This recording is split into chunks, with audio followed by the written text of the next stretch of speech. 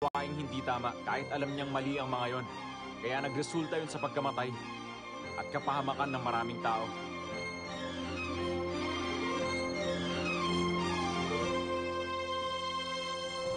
Hinihiling ko na sana sa bansa nating ito na ang mga nagpoprotekta sa batas maging tapat sa kanilang tungkulin. Para sa mga walang malay na nawalan ng buhay dahil sa akusado, ako na ang humihingi ng tawad sa mga nagawa niya. At bilang sentensya,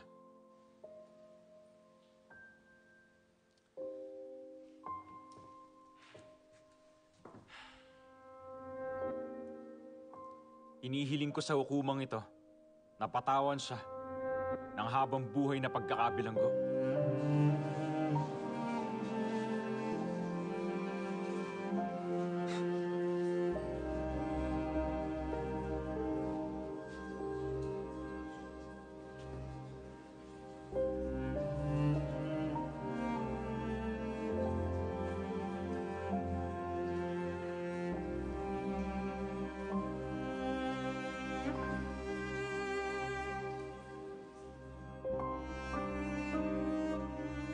Sayang talaga. Hindi na to nakita ni Mr. Choi.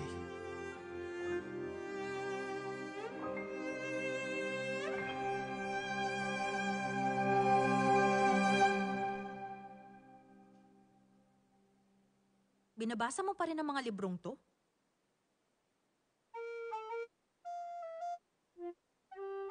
Hongju? 11 a.m. na, bumangon ka na dyan. Ang dami namang alikabok. Ilang taon mo na siguro tong hindi binabasa.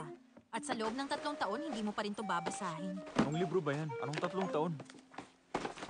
Gusto ko ibigay ito kay Wutak. Balak na kasi mag-aral ng law. Wala siya nababanggit sa akin. Kailan pa? Sa panaginip ko, kailangan niya mag-aral ng ilang taon kahit wala naman siyang pinagkakakitaan. Bigay na natin to sa kanya para makatipid. Sige, walang problema sa akin. Pakilabas mo naman ang luggage mo. Okay, sige.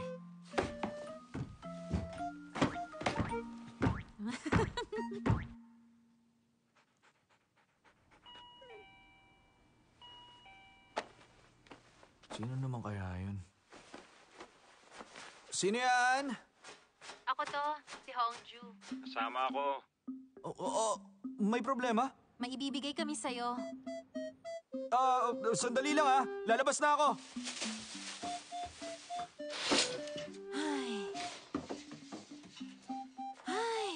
Pareho kayo ni Jechan pag nasa bahay lang at walang pasok. Compliment yon? Anong compliment dun? Ano ba yung mga dala niyo? Nanaginip ako tungkol sa next year. Papasok